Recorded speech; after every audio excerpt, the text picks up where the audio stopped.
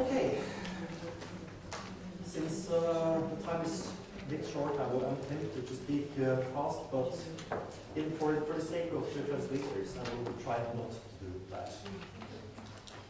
The topic of my talk is taking back the internet. I will try to sketch out some of the situation in Norway concerning online hate speech, and then some remedies that have been taken over the last years. Now, in Norway, much of the debate over hate speech in the last years have been around the topic of commentary fields in newspapers, and to some extent social media. I will give you an example of here. This is an article in the Norwegian paper Bergens Tidende called "The Voice of the Sewer, Klokkens Røst," which is sort of illustrating a bit about the climate in newspaper debate fields these days. You have a lot of commentators, often anonymous, that will tend to try to turn almost every topic into being about Muslims, about immigration, and about the Labour Party, which has been a rather powerful force in Norwegian politics, but according to some people are almost a group of traitors. You can read things like people writing things like "tear out the ovaries of Boston women after their first birth." You can read that Støre, the head of the Labour Party, should be shot. And you can also see some rather nasty characteristics of persons. Especially this tends to be about female public figures. There is a lot of anti-feminism and misogyny about. But also, interesting enough, you can see a lot of really nasty characteristics about people who have been criticizing alternative medicine. Now, Norway is a country where alternative medicine and, well, alternative spirituality has been rather big for some years. I mean, we are a country where the princess talks to angels, for instance. And some time ago, there was a campaign against the kind of dangerous or not functioning things like homeopathy. And some people who believe in that sort of medicine try to strike back by calling their critics pedophiles. There are also, of course, other fields of debate which are rather bad. You have, for instance, open debate forums in social media, like Facebook. You have, for instance, a group called Berlin's Snakkeboble, which is where you can see open Nazis sparring against Islamic fundamentalists. You can see lots of conspiracy theories, very often about Jews, or about Muslims, or about the government being really controlled by secret forces, stuff like that. Now, there's been a lot of debate about newspaper commentaries, because on one hand, you have some people who say that this is a part of freedom of speech, and that like in the myths, the trolls tend to explode when they are exposed to sunlight. They've been saying that, oh, it's good that this comes out in the open, because then we can see it and it will be recognized as bad as it really is. All the people have been saying that, no, this is dangerous. We're actually giving legitimacy to these opinions by allowing them in the papers like this, because, and also, these are the same kind of opinions that were behind what happened on Utøya with Anders Behring Breivik, who killed a lot of people because he believed that the Labour Party were traitors who were giving Norway over to the Muslims.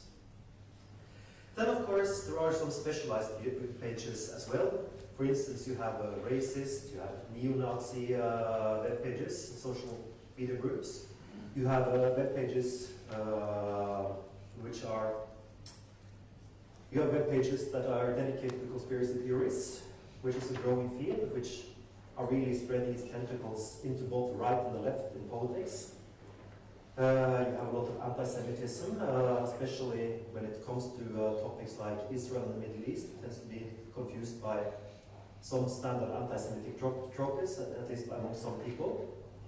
And you see several people who will be claiming that the Labour Party is actually a dictatorship. And as was mentioned by our ambassador, there is also a lot of web pages that are criticizing the child welfare, barnevernet, and saying that it is really a tool of pedophiles, so that it's really a tool for breaking up the family in Norway. Of course, course, I'm talking about the worst examples now. This isn't the common Norwegian debate, but we see that, and we see it all the time. Now, according to Jowett and O'Donnell, who's been writing about propaganda, I would like to use their model a little bit now. There is difference between black, grey, and white propaganda. On one hand, you have black propaganda, which is open hatred, making use of racist symbols. An example of this from Norway would be this website called Vitne, the Witness. It is run by a charming gentleman who likes to call himself Gassgeir, meaning Gasgeir. He's a Holocaust denier. He's very, very into the Jews controlling society, stuff like that, which is openly neo-Nazi. Okay, the question is, how many people does this actually reach out to? And how many of them are actually persuaded by this? What is interesting then is to look at the concept of white propaganda, which is unlike the black. Which is openly full of hatred. It makes use of selective use of information.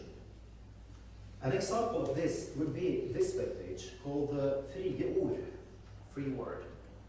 Now, Frie Ord is the successor of another webpage called Fire. Both these webpages are sort of masking as news sources, news outlets. They have lots of news articles, which are technically, all that stands there are technically true. The problem is that most of them are about immigrants, mostly about Muslims, and it's about crimes committed by Muslim immigrants, and very often sex crimes. So you can argue that the goal here is to not to really to lie, but to give a picture of society where Muslim immigrants are running rampart and raping women, and sort of creating a moral panic about this. That is their goal. Now, both Fire and Frie Ord has had some success, to the extent that they have been quoted and shared by several, well, people who are not immigrants, not racist, no, I mean not immigrants, I mean who are not extremists, not racist, but are skeptical towards immigration. Or simply conservative voices. Fire was eventually exposed for what it was. It was run by neo-Nazis. Although they apparently also had at least one person working there who was either a policeman or a journalist who had access to some archives that they could use to find names and nationality, ethnicity of the people they were writing about, which is rather bad. But at least by exposing them, they were sort of, in many ways, stopped. Now, apparently, the same people have now restarted Frie Ord and are about to be exposed again. But still, this is an interesting example because it probably has a whole different type of influence than, for instance, Vitne has. Then, of course, as a geek, I'm pretty interested in this webpage. This is called Kulturverk. Culture Works, I guess would be a good translation. Kulturverk is rather interesting. It has an emphasis on nature, on ecology, culture, literature, traditional food, traditional lifestyle. But some of their articles tend to be a little bit over towards almost like Blot and Boden, like the Nazis would say. Despite of that, they have had a bit of an influence, a bit of sharing, and got some contributors from like young academics, for instance. Now, they also have a lot of articles about theoreticians like de Benoit and Alexander Dugin, which means that this is probably best seen as a form of metapolitics, meaning that it's a way of an attempt at changing the parameters of debate. What can be talked about, what cannot be talked about. And it's interesting to see both Kulturverk and Frie Ord in the scope of Daniel Halle's model of the spheres of debate, where it says that in the middle you have the sphere of consensus, meaning what everybody in society agree upon. Things like that, democracy is good, open racism is bad, for instance. You have the sphere of legitimate controversy, which are topics that it's acceptable and legal to debate disagree on this. Finally, you have outside of that, you have the sphere of deviance, meaning things that, opinions that are not acceptable to voice. Could be, for instance, voicing that immigrants ought to be expelled from the country, for instance. That would be an example of that. Now, some of the goal of the white propaganda as used by FIO is probably to change these perimeters, to create a moral panic against immigration, against Muslims, and switch what can be said and what cannot be said.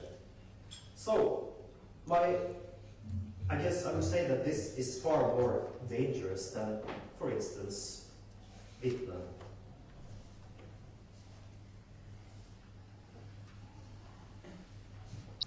So, I can show you one more thing from Norway that I'm kind of interested in. This is Nyhetsbildet, which is probably the main forum for conspiracy culture in Norway. It is a webpage that is mixing New Age theories, like angels, UFOs and stuff like that, with articles saying that the Prime Minister of Norway is actually Jewish and therefore should not be ruling the country. You also can read things like it's now proven that the US were behind 9/11, things like that.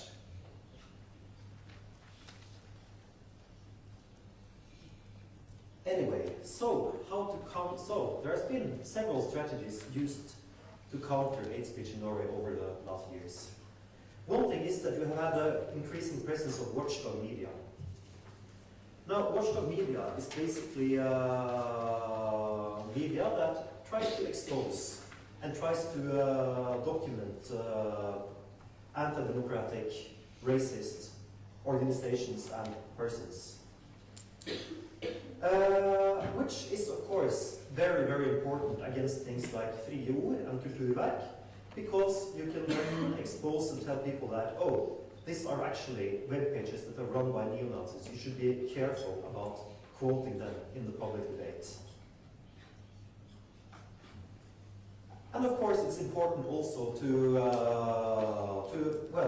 monitor, in general, the existence of extreme communities and organizations. There has also been attempts at restricting the newspaper debates. For instance, the newspaper Vårt Land and their debate forum Verdidebatt at some point requested that everybody had to use their full name and at least the name of the town where they lived, even a picture of themselves, which has had some effect because there are some things you don't really want to say if you can't be anonymous anymore. Other things that have been used is more close monitoring and shutting down the debates at night to make sure that they can be monitored all the time. And of course, there's also been some attempts at stopping the worst instances by lawsuits.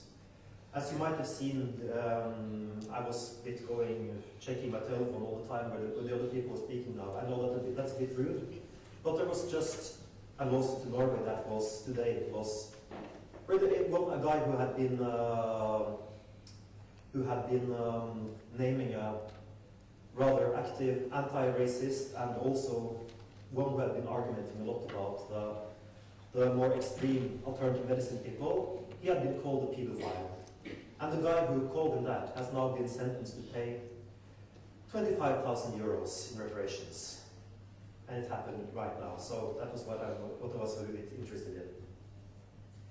Finally, there is also something very interesting called motoffensiv, meaning counteroffensive, which is a campaign where internet activists, voluntary activists, have been coming together to help each other and instruct each other, training each other.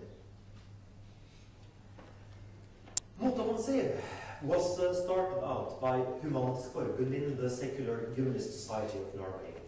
They got a lot of help from the local authorities of Oslo, who have given money for the project. They have also been joined by some professionals and researchers. It started out after what happened on 22nd of July because it was so obvious that many of the attitudes of the killer was shared by many people in the online community. and that something should be done to take the internet back. So this is basically an hallucination of people who are willing to go in and debate against these people.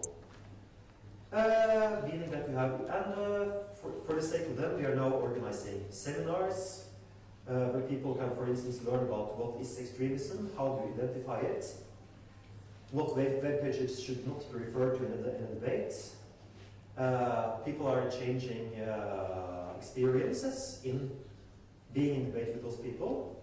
What arguments are good to use, what arguments are not too good to use. For instance, when you're talking to extremists, you should probably usually not be debating to convert them, because it's probably not possible. But you should imagine that you are debating for the sake of the people who are reading or watching the debate, who are kind of unsure what to take. So you should always be fact-based. And there are also been trying to build up a fact base, kind of like a Wikipedia, where people can share information that are useful in this sort of debates. For instance, what is Arabia? Where does the concept stem from? Things like that. Also, some of the material has been used by teachers or others schooling youths. And a part of this is that there are also been secret Facebook groups where these activists can actually come together, you can talk to each other sort of behind the screen, which is a very good way to blow off some steam. It's a very good way to support each other, to help each other out. And like saying, I have some problems here, what should I say, for instance? Or, look what this guy just said to me. I feel really bad about this. You can sort of get some comfort from being in a community. And I would also say that these lawsuits that have been taking place recently, which are private lawsuits, meaning that they are not, it's not criminal lawsuits, would probably not have been possible if there wasn't this mutual support given to each other. So, I would say finally that many of these strategies work, especially motoffensiv.